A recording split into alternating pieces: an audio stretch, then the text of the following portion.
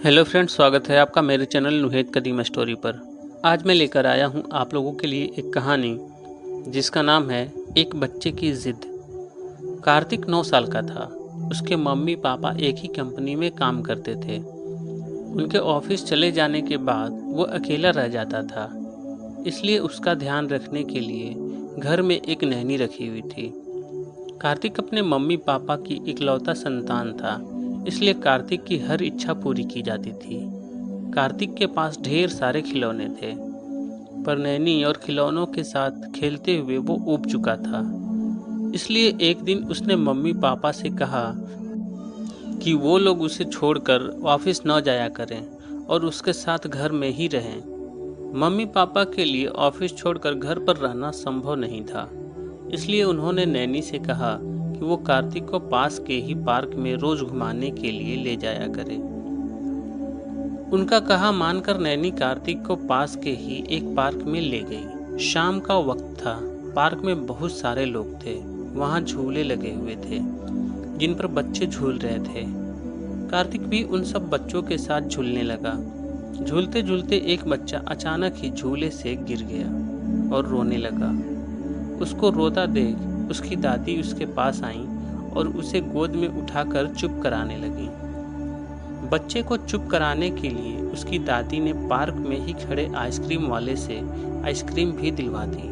बच्चा चुप हो गया। नैनी ने भी कार्तिक के बिना मांगे ही उसे आइसक्रीम दिलवा दी। कार्तिक बहुत देर से उस बच्चे और उसकी दादी को देख रहा था। वो बच्चा फिर से कार्तिक के बगल में आकर झूलने लगा। ये तुम्हारी नानी है?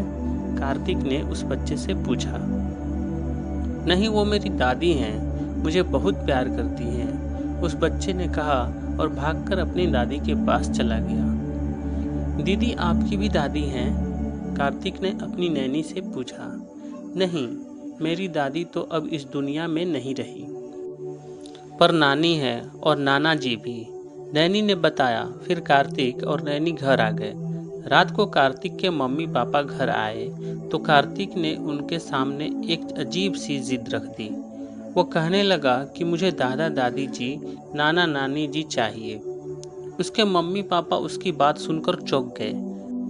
नैनी ने बताया कि पार्क में बहुत से बच्चे अपने दादा दादी के साथ आते हैं। उन्हें देखकर ही कार्तिक के मन में यह बात आई।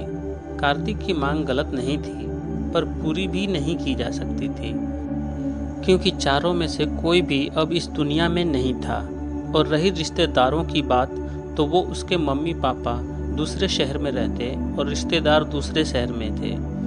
मम्मी पापा ने कार्तिक को समझाने की बहुत कोशिश की, मगर वो नहीं समझा।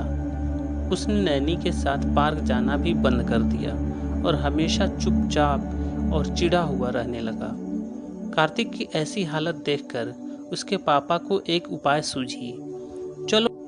चलो आज हम दादाजी, दादी, नानी और नाना जी सबसे मिलेंगे, कार्तिक के पापा ने कहा।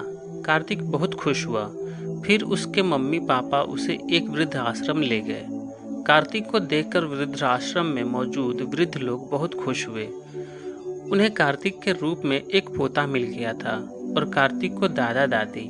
कार्तिक सभी के साथ खूब खेलता रहा। फिर वो लोग रोज शाम को वृद्ध आश्रम में लोगों से मिलने जाने लगे। मेरी ये कहानी कैसी लगी आप मुझे कमेंट करके बताएं। अगर अच्छी लगी तो वीडियो को लाइक करें और आगे मेरे वीडियोस को देखते रहने के लिए आप मेरे चैनल को सब्सक्राइब करें। धन्यवाद।